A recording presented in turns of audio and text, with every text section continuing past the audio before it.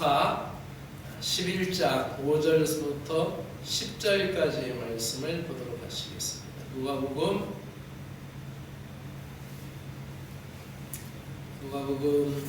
11장 5절에서 10절까지의 말씀 교도하면서 읽도록 하겠습니다. 누가복음 11장 5절에서 11절. 또 이르시되 너희 중에 누가 벗이 있는데 밤중에 그에게 가서 말하기를 벗이여 떡 세 덩이를 내게 구워 달라.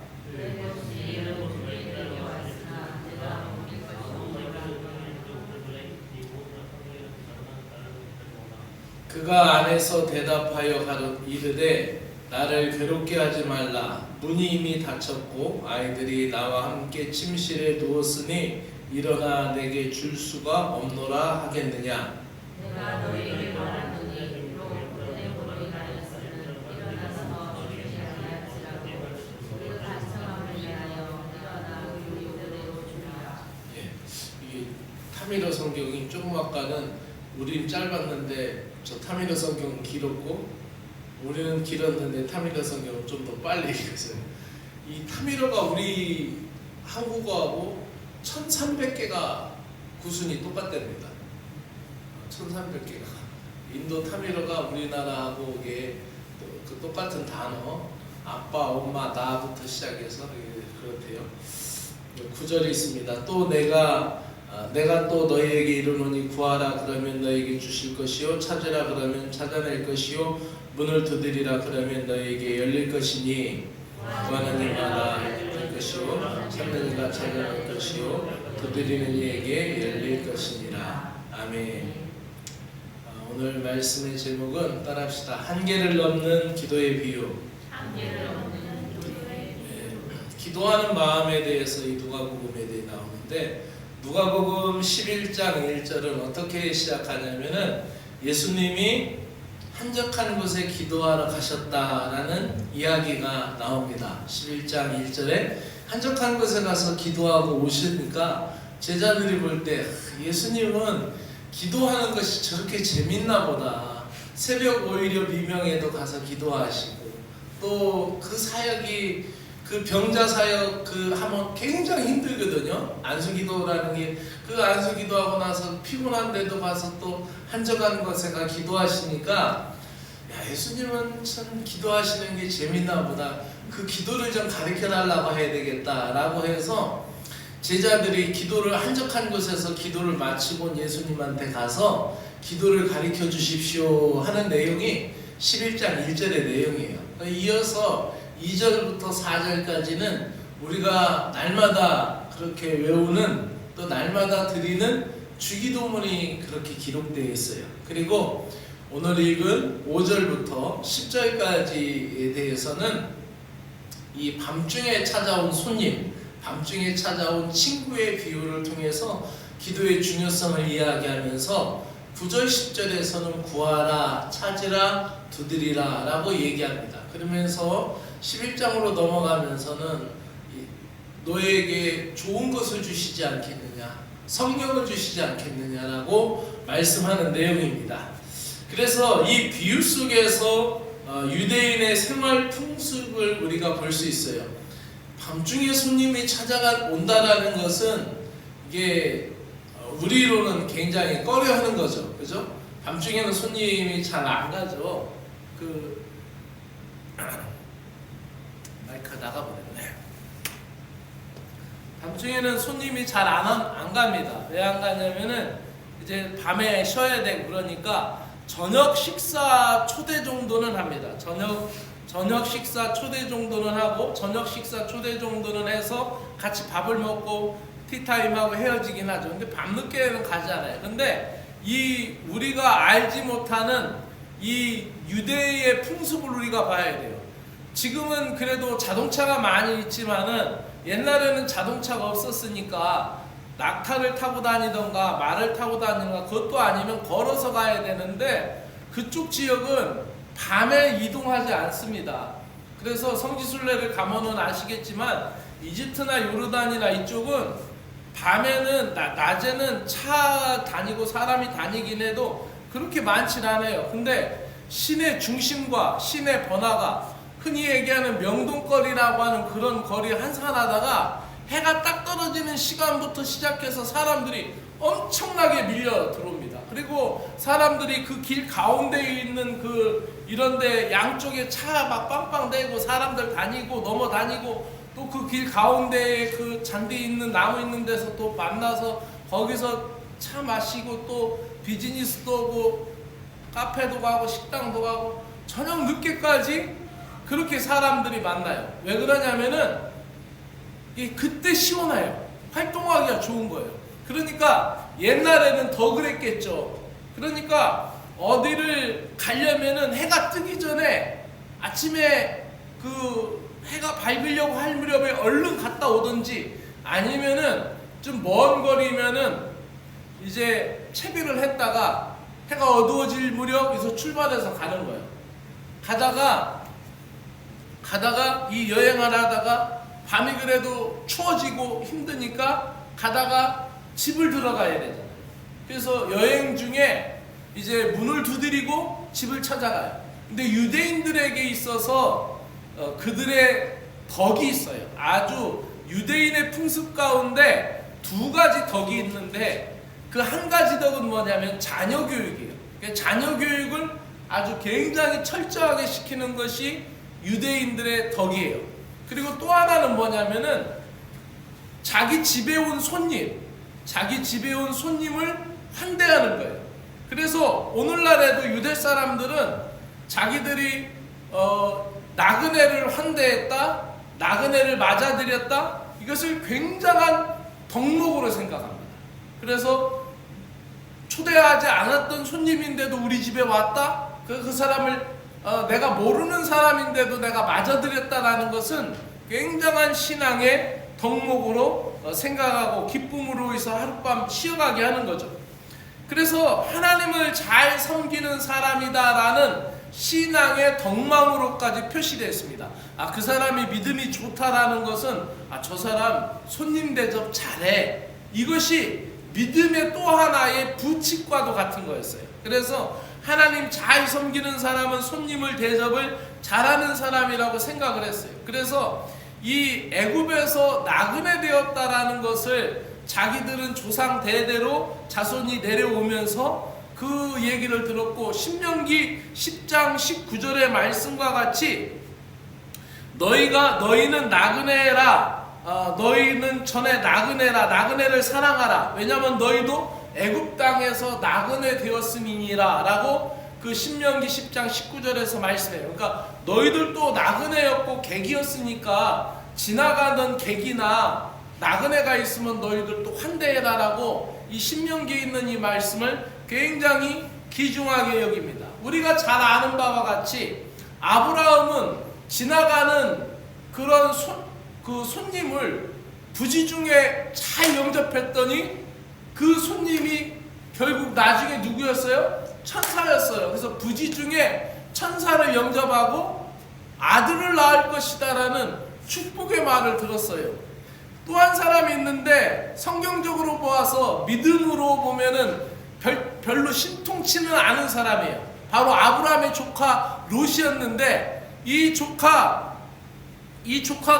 자기 삼촌이 한 것처럼 이 조카 롯이 그 지나가는 손님을 잘 영접합니다. 그러고 나서 어떻게 해요? 불 가운데 구원함을 받잖아요. 소돔과 고모라 성이 멸망받을 것을 그 예언을 듣고 불 가운데 구원을 얻습니다. 어쨌든 이 모두가 손님을 잘 대접한 것이고, 신약 성경에서도 가만히 보면은 신약 성경을 많이 쓴 베드로나 바울을 이야기를 보면 그 서신들에 보면은 손대접하기를 부지런히 하고, 이런 손대접하기를 부지런히 하고라는 단어들이 굉장히 많잖아요. 부지런하게 손대접하라, 나그네를 영접하고 손님 대접하기를 부지런하게 하라는 말을 누누이 이 바울과 베드로가 하고 있다는 것입니다. 이와 같이 이스라엘 백성들에게 먼 길을 떠나다가 밤중에 찾아온 사람을 영접하는 것은 아주 좋은 풍속이었습니다. 근데 문제가 되는 것이 바로 이 주택의 문이었습니다. 이 문은 이 돌로 만든 이 집이나 흙으로 백회를 이렇게 둘러서 만든 이 문은 대부분 어떻게 되어 있냐면은, 이 그림을 제가 찾아보려 했는데 제대로 된 그림이 없더라고요. 그 보통 창문은 하나 뚫린 게 있는데 환기통으로 예루살렘 방향을 향해서 뚫렸습니다. 왜냐하면 예루살렘을 향하여 기도해야 되기 때문에 예루살렘 쪽으로 구멍을 내놓고, 하나 환기통처럼 창문처럼 구멍을 뚫어놓고, 또 하나는 이제 문이 안에서 걸어 잠게, 밖에서 못 잡아다니게 안에서 걸어 잠그게 하게끔 되는 문이 있어요. 그래서 아라비안 나이트나 이런 데서 그 도적대들이 와서 막 말 타고 돌아다니고 낙타 타고 돌아다닐 때 문을 딱 닫고 아무도 안 나오는 그런 그 만화 영화 안 보셨겠구나. 그런 만화 영화 보면은 그렇게 나오잖아요. 그런 걸 연상하면 돼요. 근데 이 문제는 뭐냐면, 이 밤에 문을 닫으면은 절대로 안 열어줘요. 그래서 이 안에서 모든 것이 다 구조가 이래. 그러니까 그 집이 있으면, 집이 뭐 조그만 집이면은 조그만 집이라도 3분의 2는 그냥 이렇게 흙으로 신발 밟고 다니는데, 거기가 거실이며 주방이며 밥에 먹고 뭐 여러 가지를 놓는 데고, 3분의 1 정도가 조금 더 높게 해가지고 가운데 난로를 놓고 그 주위로 이제 서로들 끼워안고 자는 거예요. 그런데 이게 밤에 문이 딱 닫혀지면 잘 열리지가 않아요. 그러니까 그 우리가 열처녀의 비유에서도 보면은 문을 닫고 딱 들어가면은 다시는 안 열어주잖아요. 그래서 바깥에 슬기로운 처녀들은 들어가고 미련한 처녀들이 나중에 기름을 나중에 사갖고 들어와서 우리도 좀 들여보내 주십시오 했더니, 아니다, 못 들여보낸다고 절대 문을 안 열어주냐, 그런 것을 연상하면 됩니다. 이것은 현재에도 있는 사마리아 지역에 있는 집들입니다. 대략 집들이 크면은 이렇게 되어 있습니다. 그래서 이 집 내부 구조 또한 이 밤에 이 거기에서 이제 다 같이 가족들이 그 난로 주변으로 이렇게 모여서 자는데, 옛날에는 그것이 옷도 없었고 별로 없었고 또 이불도 많이 없었으니까 그 겉옷을 둘러입고 다니는 것을 아버지 거를 펴고 또 어머니 거를 펴고 또 여기서 가족들 걸 피고 덮어서 서로가 덮고 자는 거야. 이불이 많이 없으니까. 근데 한 사람이라도 끔찍해서 일어나면은 다 일어나야 되는 거예요. 그래서 다 같이 그런 구조라는 것을 볼 수가 있어요. 이와 같이 오늘 본문의 내용에 보면은 어떤 내용이냐면, 이건 그림 사파를 제가 떼온 건데, 문이 이렇게 많지는 않은 것 같아요. 근데 오늘 본문에 보면 어떤 이야기가 있냐면, 나와 함께 어린 아이들이 침소에 누웠다라는 이야기래요. 그죠? 그러니까 내가 누워 있으니까 못 일어나겠다라는 거예요. 빵은 있지만 누워 있기 때문에 일어나면 이 질서가 다 깨진다라는 거예요. 이 질서가 다 깨지고 이 빵 이거를 줄 수는 있지만은 일어나면 잠 다 깨고 이렇게 또 다 벗고 자고 그러는데 이거 어떻게 할 수 없다. 일어날 수가 없다라고 그러는 거죠. 근데 어떻게 해요? 계속 문을 두드리는 거죠. 문을 두드리면서, 야, 여행 중에 왔는데 내가 이거 배고픈 이 사람을 그냥 재울 수가 없다. 이 사람은 마음이 비상사태예요. 그래서 이 빵이라는 것은, 이 사람들이 가지고 있는 이 빵이라는 것은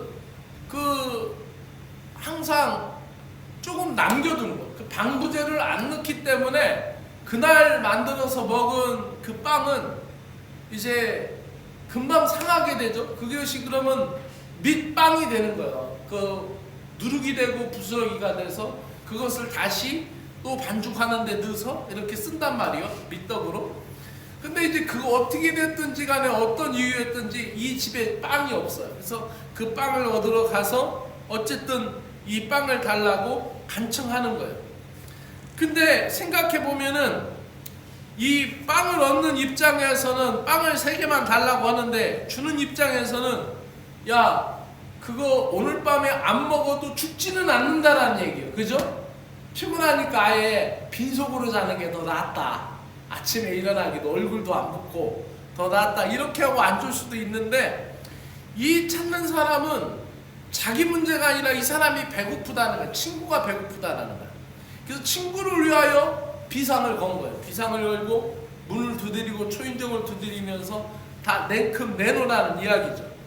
이 사람의 마음에 바로 순수함이 있고, 이것을 가지고 예수님은 이제 비유를 들어서 말씀하시는 겁니다. 그래서 오늘 말씀의 키워드가 이렇습니다. 자, 우리 큰 글씨 먼저 읽어봐요. 시작. 한계를 넘는 기도의 비유. 첫 번째는 뭐예요? 혼자 해결하려는 고집을 넘어서라는 거예요. 기도라는 것은 혼자 기도하려는 것을 넘어서야 할 줄로 믿습니다. 자기 혼자 해결하겠다라고 생각하는 것이죠. 내 힘으로 하다가 되면 되는 것이고 안 되면 그만둔다라는 식으로 그런 고집이 있다면 그 신앙은 기도할 수가 없어요. 그 신앙은 기도하지 못해요. 그래서 그런 식으로는 기도가 안 된다라는 거예요. 그러다가 나중에 정작 죽을 지경이 되면은 그때서 기도한다라는 거예요. 그러니까 우리는 아예 그렇게 하지 말고, 나 혼자 하려고 하지 말고 기도 제목을 내놔야 돼요. 아멘. 우리 이촌교회 교인들이 신사적이라 기도 제목을 잘 안 내놔요. 우리 이촌정부는 이 시골 교인 같지가 않아. 굉장히 아주 센스도 있고 굉장히, 그래서 자기 자신에 대한 것에 대해서 굉장히 소중하게 여기죠. 근데 신앙생활 할 때는 기도 제목을 같이 내놔야 돼. 주일날도 장로님이 가시다가 사장님 그렇게 기도해 주세요 하니까 제 마음이 뜨거워서 장로님 안고 막 기도를 했어요. 그 장로님 큰 걱정을 하고 갔는데 생각보다 아주 좋아가지고 빨리 나왔다는 거예요. 너무 기쁘셔서 전화가 왔어요. 너무 감사하더라고요. 기도는 이렇게 어린아이와 같이 해야 돼요. 그래서 나중에는 혼자 못하니까 아이고 하나님 이렇게 하기보다는 처음부터 크든지 작든지 하나님의 손길이 못 미칠 게 없어요. 그래서 담임사관이 지난번에도 이렇게 하다 보니까 이렇게 목회를 하다 보니까 목회하다가 어떤 기도 제목이 있어요. 그래서 제가 무슨 기도 제목이에요? 제가 같이 기도할게요. 저한테 얘기해 주세요. 했더니 아니에요. 사관님 신경 쓸 거 없어요. 그러더라고. 근데 그 신경 쓸 거 없다고 해놓고 또 그 문제가 또 일이 터지더라고. 그러니까 그렇게 하지 말고 괜찮다고 신경 안 써도 된다라고, 그 담임사관은 신경을 쓰기 위해서 이곳에 온 것입니다. 여러분을 위해서 기도하기 위해서 여기에 온 것이라니까요. 좋은 것이든 나쁜 것이든 다 기도하기 위해서 온 거예요. 그러니까 정 안 되겠으면 담임사관에게라도 얘기를 해서 함께 기도해야 합니다. 그래서 우리는 작은 일이든 큰 일이든 언제나 하나님과 의논하는 기도의 자세가 몸에 배어야 할 줄로 믿습니다.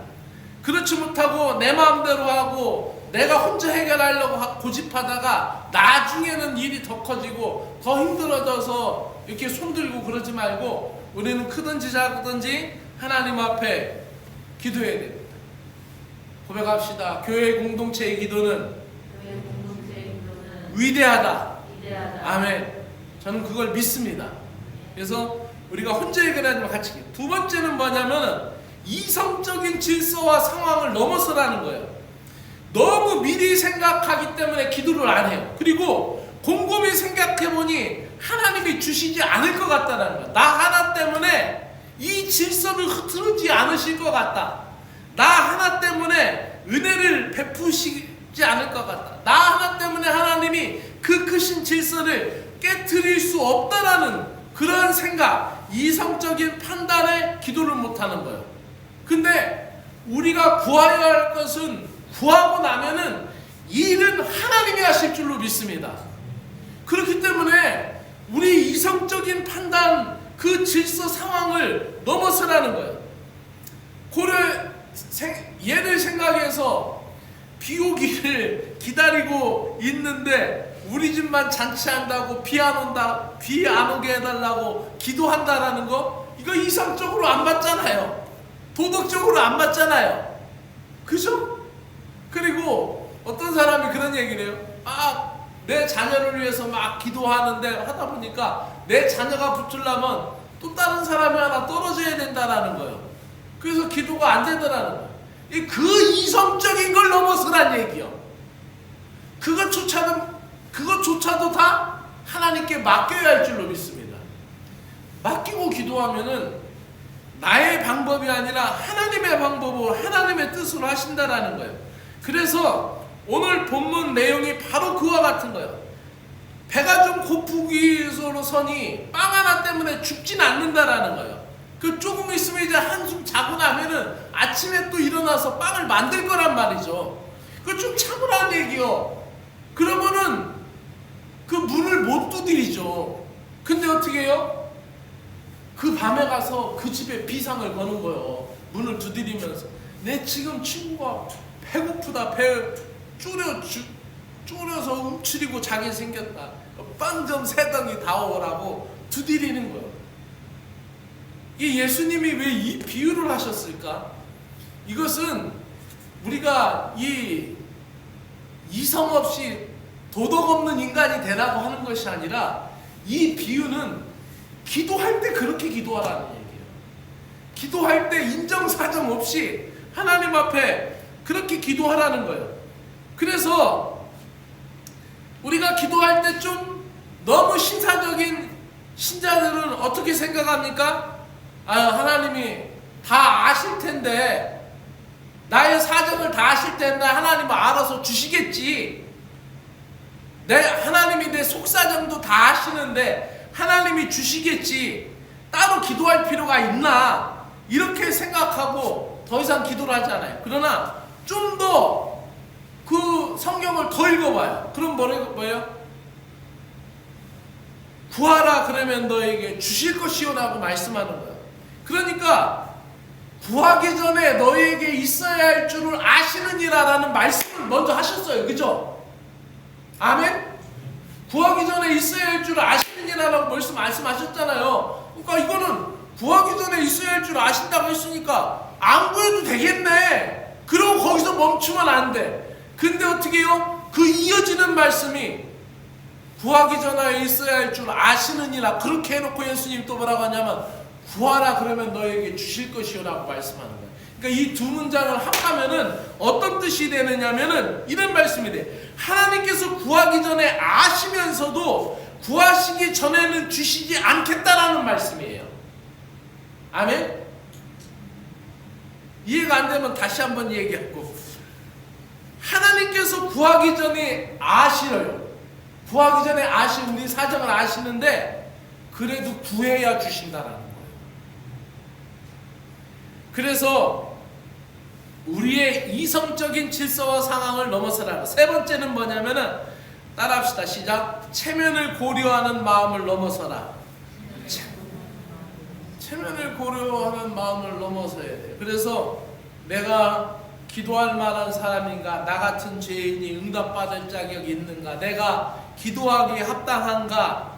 누군들 하나님 앞에서 죄인 아닙니까? 누군들 하나님 앞에서 떳떳한 사람이 어디 있겠습니까? 우리는 모두는 주의 은혜를 구하여야 됩니다. 모두가 죄인인 줄 알면서도 염치 없지만은 체면 없이 나와서 기도하는 것이 우리 신자들의 신앙이고 신자들의 모습인 줄로 믿습니다. 예수 믿는 사람들은 하나님 앞에서 체면이 없는 사람이에요. 그래서 체면 가지고 있으면 교회 나올 수 없죠. 체면 있는 사람은 기도하지 않습니다. 나 같은 죄인이 무슨 낯으로 하나님 앞에 손을 내밀어 기도하겠습니까? 그러나 우리는 모두 다 예수 그리스도의 보혈로 날마다 정결케 되는 그 예수 그리스도의 보혈의 공로로 의인이에요. 그렇기 때문에 우리는 기도할 때 누구 이름으로 기도해요? 예수의 이름으로. 누구 공로로 기도해요? 예수의 공로로 기도하는 줄로 믿습니다. 그래서 예수님께서 친구를 위하여 밤중에 빵을 얻으러 간 이 사람에게 얘기하죠. 이 사람이 뭐라고 얘기해요? 문 앞에서 징그럽다 친구야. 나를 괴롭게 하지 말라. 내가 아이들과 함께 침소에 누웠다. 뭐라고 그래요? 나를 괴롭게 하지 말라고 그래요. 이 골치 아픈 인간아. 이 골칫덩어리야. 내가 너를 친구로 둔 게 내가 왼수지. 내가 이렇게 얘기하는 투겠죠? 그렇죠. 근데 어떻게 해요? 이 사람이 뭐라고 하냐면 나를 괴롭게 하지 말라. 문은 이미 닫혔고 이 풍습에서 열 수가 없는 상황이에요. 그리고 아이들은 또 나와 함께 침소에 누웠으니 일어나 줄 수가 없노라. 이렇게 얘기합니다. 그런데 예수님이 이 비유를 하면서 굉장히 중요한 말씀을 합니다. 뭐라고 얘기합니까? 오늘 본문 말씀을 우리 다시 한번 그 8절 말씀을 우리 7절 8절 말씀을 한번 읽어봅니다. 7절 시작. 그가 안에서 대답하여 이르되 나를 괴롭게 하지 말라. 문은 이미 닫혔고 아이들이 나와 함께 침실에 누웠으니 일어나 내게 줄 수가 없노라 하겠느냐. 자, 8절이 중요해요. 8절. 예수님이 말씀하신 이 비유의 핵심 마지막이에요. 시작. 내가 너희에게 말하노니 비록 벗됨으로 인하여서는 일어나 주지 아니할지라도 그 간청함을 인하여 일어나 그 요구대로 주리라. 아멘. 벗됨으로 인하여는 안 주는 거예요. 내가 친구 때문에 내가 안 주는 거예요. 친구 아무리 친한 친구라도 안 주는 거예요. 친구가 와서 밤에 깨우면 귀찮아요? 안 귀찮아요? 귀찮죠. 담임자관 여러분 밤에 10시에 전화하면 귀찮아요? 귀찮죠. 옛날에 저는 새벽 3시에도 전화 받았어. 내 친구 사관한테 전화 받았어. 누구한테 전화 받았냐면 그때 당시 영국에 있던 김태현 사관한테 전화 받았어. 전화 와서 뭐라고 죽기냐면은 이 한국 시간이 분명히 새벽일 텐데 내가 마음 놓고 깨울 수 있는 사람이 나밖에 없더라는 거예요. 그래서 내가 웃으면서 지랄한다. 내가 그랬어요. 어쨌든 일어나서 또 전화 통화 한참 해서 한 1시간 해주고 하다가 일어나서 그냥 밤새고 새벽기도 나갔어요. 근데 그런 친구가 있다라는 것이 그 친구한테는 기쁨이니까 어쨌든 깨웠을 거 아니에요? 근데도 몸은 피곤하더라. 내가 이놈 전화 새벽에 오면 전화 받으나 봐라. 그랬더니 그 다음부터는 그렇게 전화를 않더라고. 근데 여기 말씀해 보면은 벗됨으로 인하여는 일어나 주지 않는다는. 근데 뭐 때문에 줘요? 강청함으로 인하여 준다라는 말씀입니다. 사랑하는 여러분, 저는 오늘 이 말씀을 마치면서 오늘 예수님께서 이 비유의 말씀을 통하여서 오늘 이 말씀의 강조점이 비록 벗됨을 인하여 일어나 주지 아니할지라도 그 강청함을 인하여 그 간절함 때문에 강한 요청 때문에 주게 된다라는 것이죠. 그래서 받을 자격이 없다 하더라도 좋고 또 질서가 깨어져도 좋고 체면이 짓밟혀도 좋고 할지라도 오직 간절히 구하는 뜨거운 마음, 그 간절한 마음으로 기도한다라는 거예요. 이런 막 기도하다 보면 어떻게 해요? 저도 여기서 막 기도하다 보면 새벽에 어떤 때는 막 콧물이 이렇게 막 줄줄 떨어지잖아요. 창피해요? 안 창피해요?